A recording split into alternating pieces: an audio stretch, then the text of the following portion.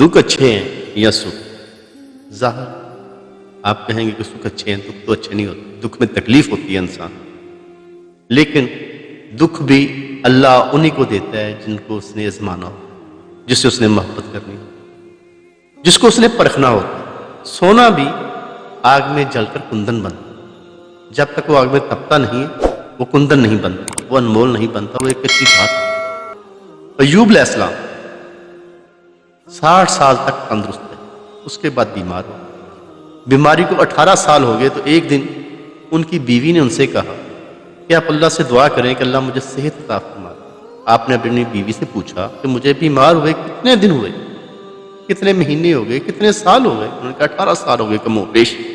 آپ نے کہا جب تک مجھے 60 سال بیمار نہیں رہتے ہوئے ہو جائیں گے میں اللہ سے دعا نہیں کروں گا، کیونکہ تندرستی بھی تو میں نے 60 سال ہی پائی۔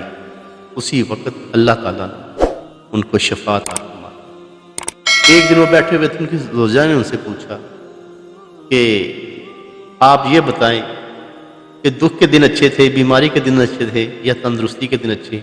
انہوں نے کہا دن تو دونوں اللہ کے، وہ دکھ دے یا سکھ دے اس کی رضا، لیکن دکھ دے دن زیادہ اچھے تھے، کیونکہ دکھ میں اللہ تعالیٰ مجھے 24 گھنٹوں میں ایک بار ضرور پوچھتا تھا کہ ایوب تیرا حال کیسا ہے۔ 12 گھنٹے اس لذت میں گزر جاتے تھے اور 12 گھنٹے اس کے انتظار میں گزر جاتے تھے کہ اللہ تبارک کب پوچھے گا۔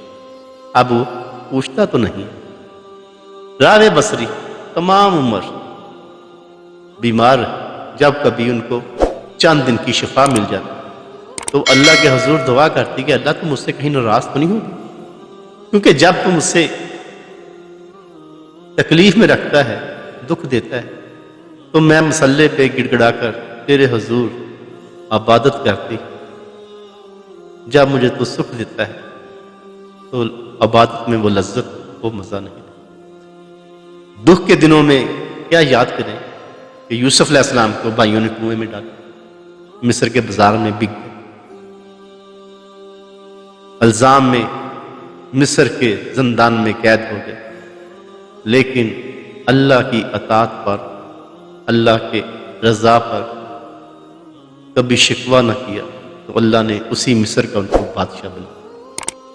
حضرت ابراہیم علیہ السلام اللہ تعالیٰ اپنی اطاعت پر قائم رہنے پر، اپنی رضا پر قائم رہنے پر وہ انعامات دیے کہ خاتم الانبیاء حضرت محمد صلی اللہ علیہ وسلم کو آپ کی نسل میں سے کر دیا۔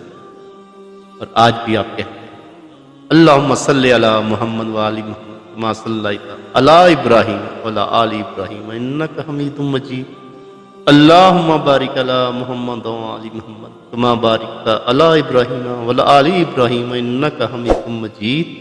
اللہ نے قیامت تک کے لیے آپ کو وہ انعام دی، چن لیا